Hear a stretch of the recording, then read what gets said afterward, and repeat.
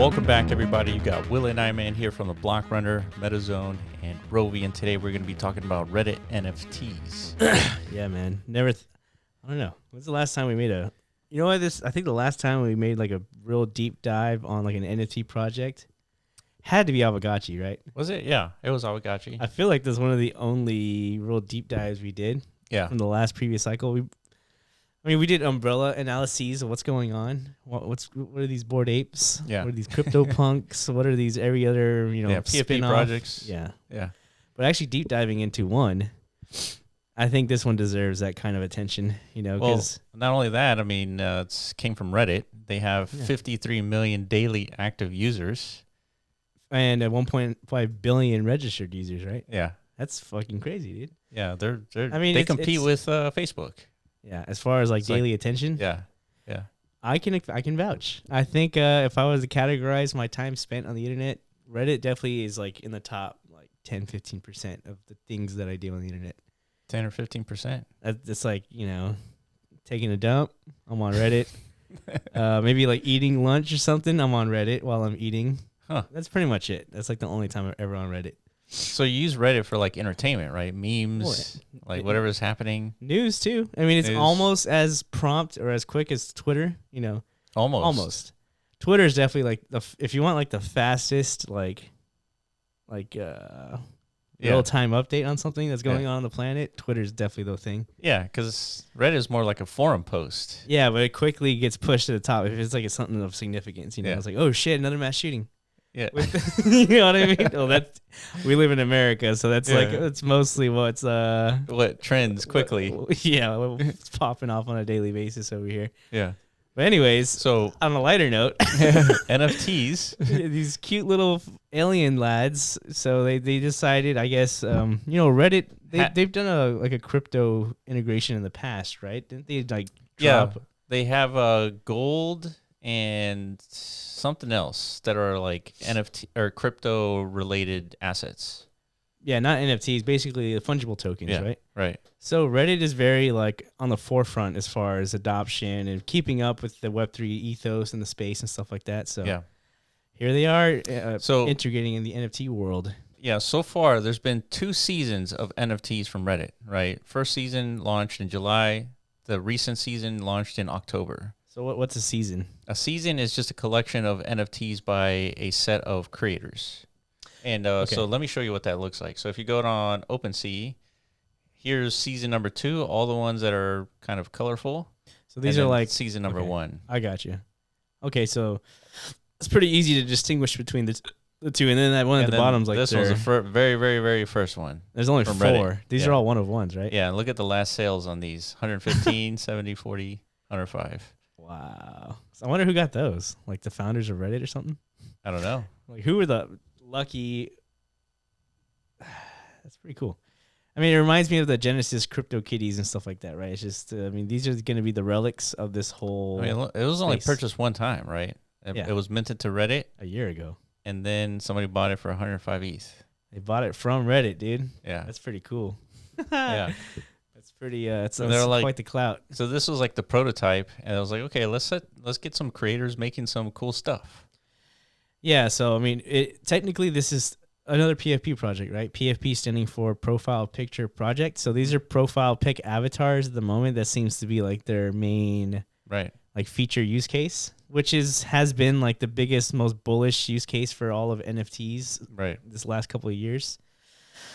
But it's not like the the standard format of producing these types of content, right? It's not a generative art project. That's correct. It's more of like a curated process. Yeah. And overall, it's created like this whole ecosystem. Yeah. That's actually bigger than the whole Web3 NFT space because there's 3 million wallets. That's right. Right? Connected to this, just the Reddit ecosystem, and I think 2.5 million on OpenSea, like collectively. Yeah. Which is kind of bonkers to think about. And we went through the process of actually claiming one of these NFTs because if you're active on Reddit, you're able to claim one of these. Of the ones that you can claim, they're of the 100K variety in terms of availability, right? In terms of how many of those NFTs exist. Yeah.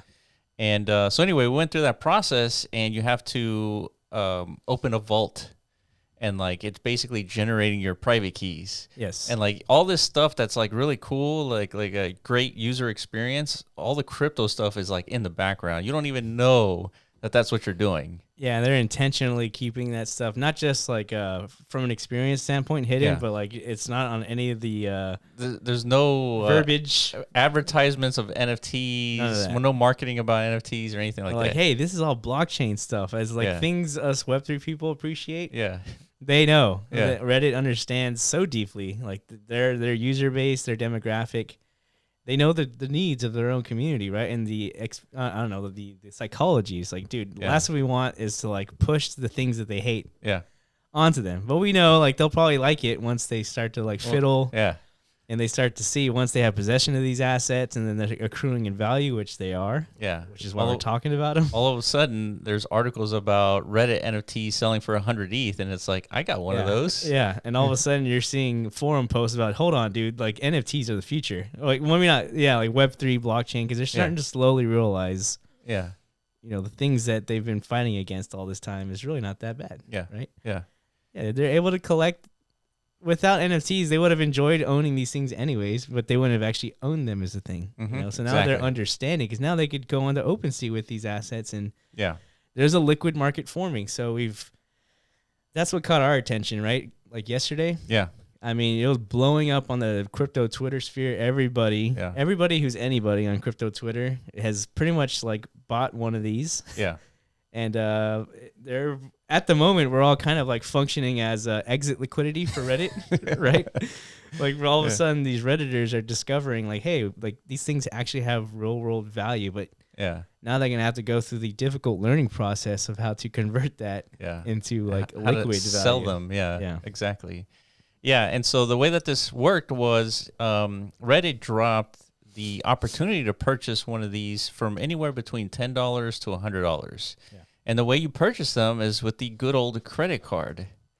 And so you just typed in your credit card information, then you just purchased a digital collectible, as they said. Yeah, not scary at all, not intimidating. Yeah, so you didn't have to like go into like an exchange and purchase this weird crypto called Ethereum, and then use that to purchase these NFTs. Yeah, transfer it out to OpenSea. Yeah, so there's a lot of different, obviously, friction points to that. Like what the participants of the PFP Mania of 2021 and early 2022, I guess, had to go through. So I think these are the main takeaways from this, because it's still early. If we can go to the there's already like third-party aggregator sites forming and stuff like this, similar to how like Coinbase and CoinGecko operates for cryptocurrencies. Like the ecosystem, just for the Reddit NFTs alone, it's big enough. Yeah. Like you literally don't need any outside contribution to like this whole asset class. There's enough assets in circulation already, and there's already more that are going to enter into this market, that you could form these types of what I call the necessary ingredients to a potential mania. Yeah. Right? Because this is what we saw in the very beginning days of PFPs. These aggregators, these ranking systems, these analytics platforms that started to come out to kind of like show there's actual market activity happening within these asset classes, and it's what you need to create that mania. Absolutely. Right. I think so. It's very necessary. So I just refreshed the page, and we went from 124 million market cap earlier today to 130. So yeah, when we caught wind of this, it was like hovering around 90. Yeah. So already the market's up pretty significantly in one day. Yeah. So if you click on this, it'll show you a chart. And so this is when everybody on Twitter started talking about it, which was 3 days ago. Yeah. Roughly. Pretty much. And it's been out for a few weeks now, like July and August, when these assets hit the market. Yeah. Of course, for any like third party like market analysis to occur, there has to be some sort of trading activity, which is happening on OpenSea. Mm-hmm. And yeah, like we're seeing liquidity starting to pour in. So there's some risks. Like obviously this looks very bullish, right? Like if you've been around NFTs long enough, it brings back memories to like NBA Top Shots. Yeah. What else?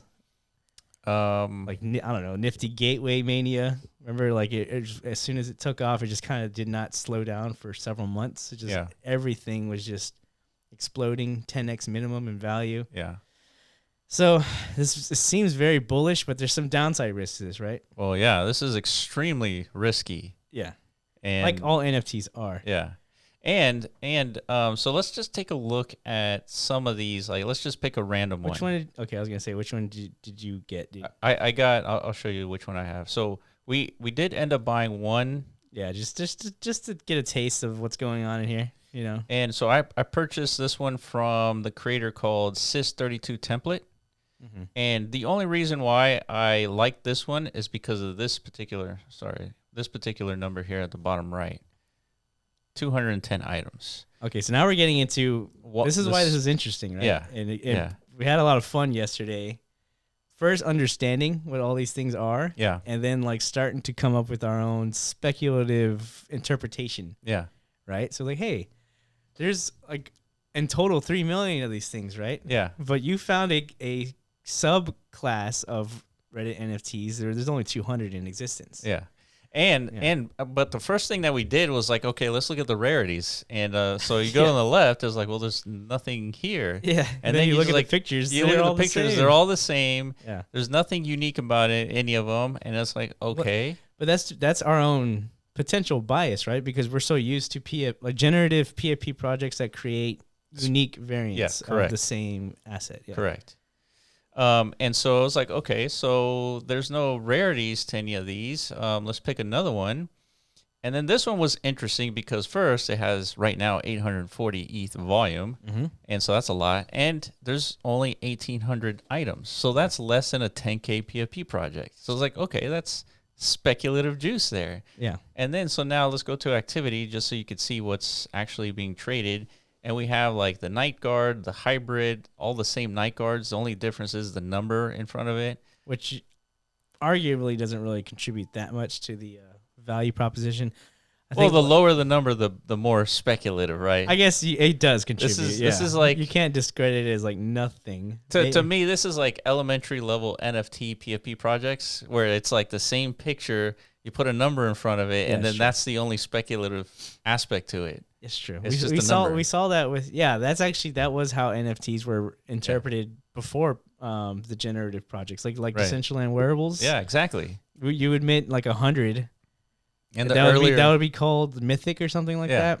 Yeah, and then it's like, the first mint of the 100 is the most valuable. Yeah. Which is, in my opinion, very ridiculous. Basic. But it's not like they're actually being like churned out of like a printer or anything like that. No, they're just being assigned a mint number, But nonetheless, it's still factors to consider. So here are other factors, right? So we have a PFP, or I would say an NFT project called, this one is from Poyi. And so anyway, the whole point of this discussion is that there are different pictures associated of the 1800, right? And so if you do a search, so if I go to the top here, go to items, and to search this gold one, it's called the Midas, right? So you type in MIDAS, press enter, and you get all the gold versions. These are all going for 12 to 18 ETH recently. Yeah, so once we kind of like went through the whole... And there's 114 of them only. Yeah, exactly. Right? When we went through like all the different like collections, and we just got like a really good sense of the whole Reddit NFT ecosystem, it definitely like brought me back to Pokemon collecting days. Yeah. It feels as close to that as we've seen in the NFT space. And then it got me to thinking like, man, does this have that potential? I mean, Reddit doesn't have like the lore backing of like an IP brand like Pokemon does, but it does have the community, the user base that a Pokemon verse has as well. Yeah. So there is definitely market potential or IP brand potential to this whole ecosystem, potentially in the realms of a Pokemon, right? Who knows what Reddit can do with this? Yeah. Just like what the Bored Ape ecosystem is evolving into. Yeah. Now they're doing music and like television. I don't know what the hell they're actually working on. It seems like they're trying to do everything. Yeah. But nonetheless, they built a brand out of this. I think this is very brandable. This is very approachable to like a mass consumer market, right? Yeah. So although I agree with you, I feel like there's a missed opportunity here. And it's because it seems like these artists were just general artists. Yes. And they're not they're not generative artists. They're not PFP projects artists. They're not like of the crypto world where if a crypto artist were to come in here and do art, it would be, let's say 10,000 of them. Each one would be unique. I know, I get that, but I appreciate that it's not that, in my opinion. Really? I'm sick of that, to be honest. Sick of it? I'm sick of it. Yes, I appreciate. This is more familiar to me. It's more nostalgic to my childhood. This like because I like the fact that at least this is Pokemon, but we have a definitive understanding, collective understanding of the actual scarcity limitations of the things we're collecting. Right? Yeah. It's like whenever we go to a store and open up a pack, I knew Charizard was the ultimate, wet dream as a Pokemon collector. Yeah. Because it was the most rare, but we didn't have like an actual 114 number. Yeah. To reference. Is like if I was lucky enough to get one, I know I have one of 114. Yeah. So that's what I'm talking about. Well, yeah. These are the Charizards. Of course, there's value there. I just think this doesn't serve well as a profile pick. What do you mean? Because you look like one of 114 other profile picks. So that's a good point. So this isn't a profile pick project. It's just. So you're saying you can't really like leverage this as well, like for your own personal identity, for your own brand, your own identity, yeah. Because that's a good point. If you and I get one of these, we're the same, right? And we're not. That's cool. But we're like we're a gang, Well, but even if they were different, we'd still be in a gang, right? No. Are you saying? Yeah, we'd be in the Bored Ape gang. Like if we had different Bored Apes. Like it is a community. That's how you identify, people. Yeah, and they're all unique. So what I'm saying is the artists that came into this cohort, right, the season 2 and season 1, they don't come from crypto, and so they didn't do crypto things. Yeah. And so what I'm speculating is for season 3 and moving forward, they're going to be crypto artists who have all these completely unique. Interesting. And there's going to be not 100 of these gold ones. There's going to be like 15 or 30 of them. Yeah. And each unique one, each one's going to be unique. They have that in the higher population because they also dropped like 700,000 of these NFTs, right? Yeah, there's quite a few of them, and I believe we went through all of them. Well, but these are the ones that were like community curated. Didn't they drop like 700K or like 1.5 million? Here we go. 778,000. So this is more like what you're talking about, right? But they didn't inject enough rarity, is what you're saying. Yeah, and the way you check for that is if, say for example, you click on this trait called face. Yeah, and you scroll down, there's a spot hamster, there's a half hamster, there's a white dog. Yeah, they're all the same. They're all the same. And then if you scroll down, like the half koala, the eyebrow hearts, there's 43,000 of those. So there's no way to interpret like what's rare and what isn't. Right? And it's if you go to a traditional crypto PFP project, it starts at 43,000 and ends up at 10 or something. 10 or 60 or 30 or And so if you had one of the 30, you'd have something that's extremely rare and therefore more speculative, right? Yeah, something you could probably sell for 150 ETH or something. Pretty much, yeah. So you're right. So these are the NFT degen tenets and principles that built the PFP Mania, right? Yeah. It gave speculators enough juice to hold on to put their chips on play and to. Yeah, you can see the difference here. 778,000, and then look at the floor price. Right, 0.023, which is not bad. Yeah, these were I think distributed to Reddit's core user base essentially. For free. People with karma who have actually semi-active in the community. So yeah, you got that for free. So now you have something again to intro the masses, and I think that overall, beyond the speculative potential of this project and this ecosystem, the real main takeaway for the whole sector.